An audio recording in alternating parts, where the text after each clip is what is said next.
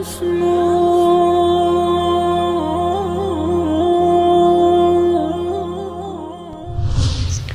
عليكم ورحمة الله وبركاته. كسر هذا كنال كينا مسلم كاب يقيب عصبة كسابسن دقن كي يهدها الصومالية.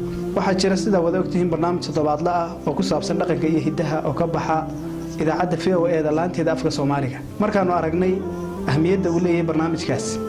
هي إنه حنبارسية هي دقن كي يسوقانتي صومالية أو لما يسترن.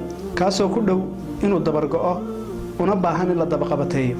وحنوصل بحذي inuu mudan yahay barnaamijkaasi in dib loo duubo isagoo maqaliya muuqaala su'aasha isweydiinta leh waxay tahay maxaanu ka bedelay barnaamijkii hore aanu ka bedelay 3 qodob waxaanu soo koobnay waqtigii barnaamijku u baxay 2 waxaanu ka dhex saarnay muusigii dhextaalka ahaa barnaamijka 3 waxaanu ka gooynay waxyaabo yar yar sida email-ladii iyo aderesyadii idaacadda oo kale barnaamijkana wuxuu noqon doonaa mid googoos ah oo taxana ah sidoo kale markasta oo barnaamijkaas aanu duubno waxaanu sheegi doonaa si loo dhowro xuquuqda mulkiilaha inaanu ka soo xiganay qoraaga caanka ah ee Axmed faarax ali idaajaa markasta iyo meel kastana waxaad nagala socon kartaa kanaalkeena muslim kaab iyo sidoo kale ciwaanada shaashada kaaga muuqanaya